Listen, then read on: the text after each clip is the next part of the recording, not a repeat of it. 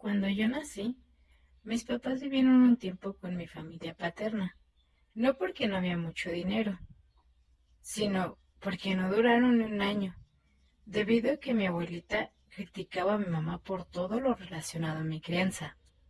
Yo era su primera bebé, ella no sabía mucho y era obvio que iba a cometer algunos errores y no le iban a salir las cosas a la primera. Al principio, mi papá no se enteró de esto, porque trabajaba todo el día, y cuando mi mamá no soportó más, le contó todo. Él fue y le reclamó a su mamá, que por qué la estaba tratando así, que él estaba dando para el gasto. No estaban derrimados, y si había alguna reparación en la casa, ellos ponían dinero también. Ese mismo día salieron de ahí.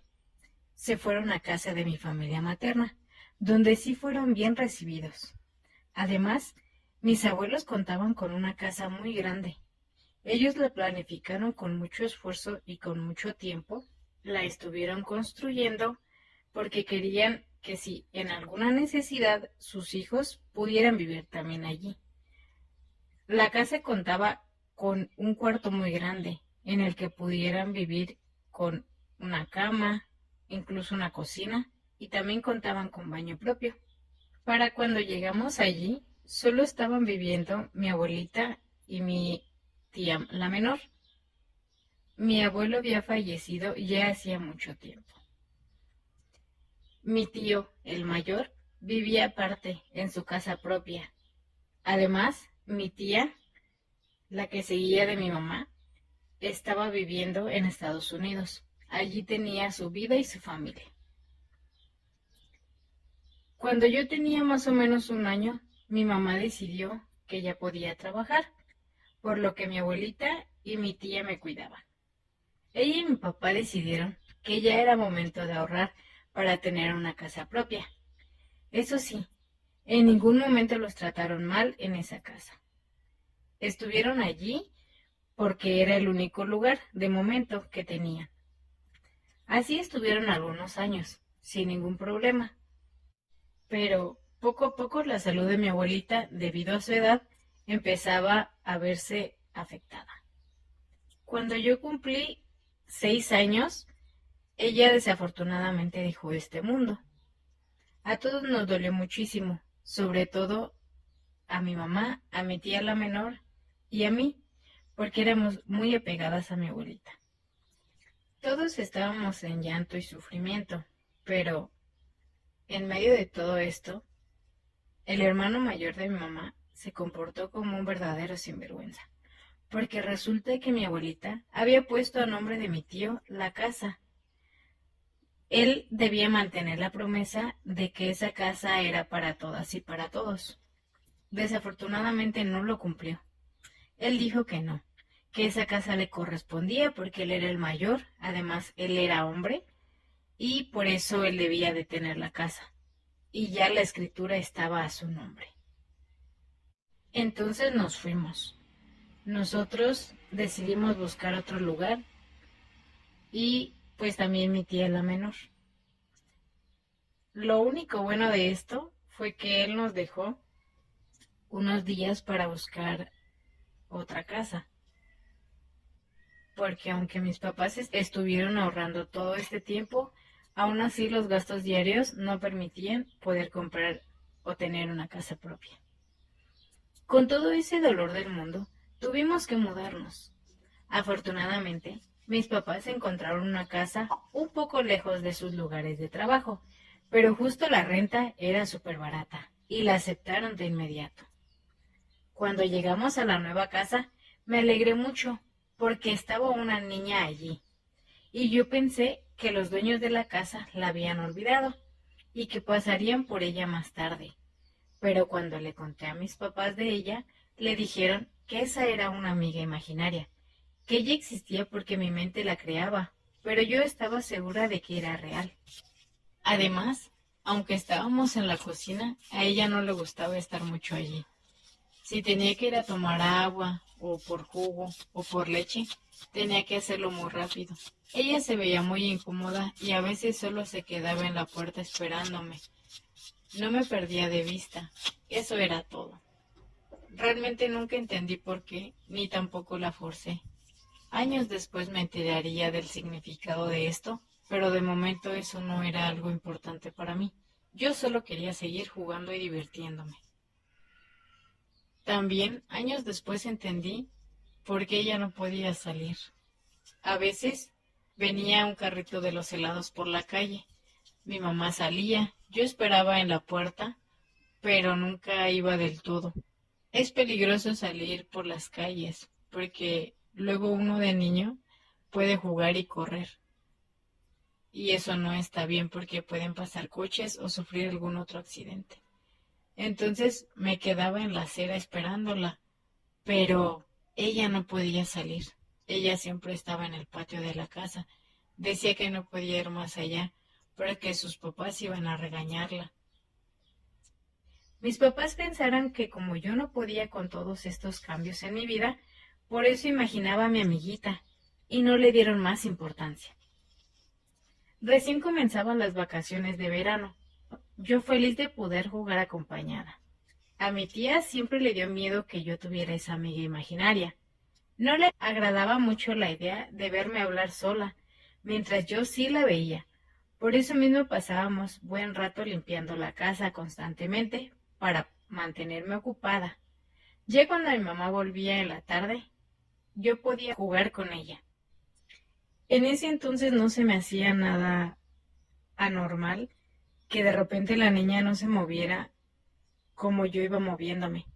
De repente yo estaba en la sala y si pasaba a la cocina, ella aparecía allí directo. Nunca la vi caminar detrás de mí ni a mi lado. Ella solamente aparecía en los lugares a los que yo iba poco a poco. Algo que no se me olvida es como ella de repente desaparecía en las noches. Cuando yo me iba a dormir, ella ya no estaba. Pero a la mañana siguiente que yo iba a buscarla a donde se supondría que era su habitación, ella de repente salía del umbral de la puerta. Por esa pequeña rendija que queda entre la parte baja de la puerta y el piso, ella salía de allí, primero como una sombra, y en un instante se materializaba. Allí volvía también en la noche. A veces nos decíamos que ya nos íbamos a dormir y ella desaparecía como una sombra. Yo nunca pude entrar allí. Estaba con seguro y sentía que si le pedía a mi mamá que abriera la puerta, ella me iba a decir que no tenía por qué estar allí. Además, ese lugar era usado como bodega, entonces no teníamos por qué nosotros estar fisgoneando. En ese entonces, algo como la salud mental era una palabra que ni siquiera era de uso común. Tampoco había psicólogos en las escuelas y yo no podía acceder a uno. Mis papás tampoco pensaban que debían de llevarme con un psicólogo. Era muy mal visto en ese entonces, porque solamente la gente que tenía problemas mentales eran quienes iban al psicólogo. Tía debió de seguirse sintiendo incómoda porque de a poco hacía más y más comentarios de que estaba incómoda, de que no le gustaba que yo siguiera teniendo esa amiga imaginaria, por lo que le comentó a mis papás si mejor podía quedarme en su casa lo que restaba de las vacaciones, y ellos aceptaron mientras alguien pudiera seguir cuidándome. Ya en la casa de mi tía, mi amiga imaginaria no apareció nunca más. No sé bien a qué se debía, porque a veces me acordaba de ella, pero como había más actividades para hacer con mi tía, como salir al parque, colorear algunos libros, ver películas todo el día, o a veces limpiábamos, aunque terminábamos más pronto porque su casa era más pequeña. A los pocos días, mis papás también se mudaron. Ni siquiera pensé mucho sobre ello y yo continué con mis actividades.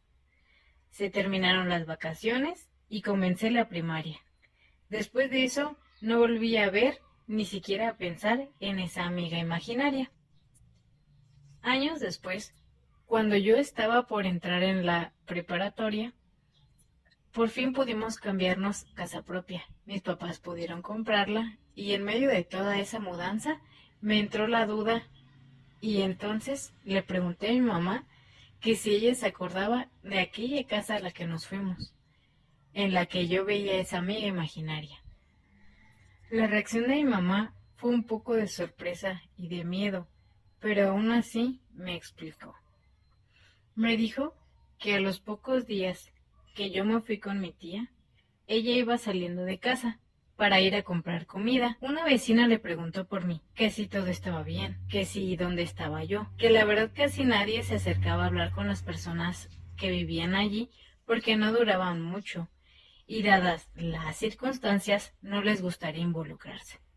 Mi mamá extrañada le preguntó que cuáles eran esas circunstancias y sin pensarlo dos veces la señora le contó.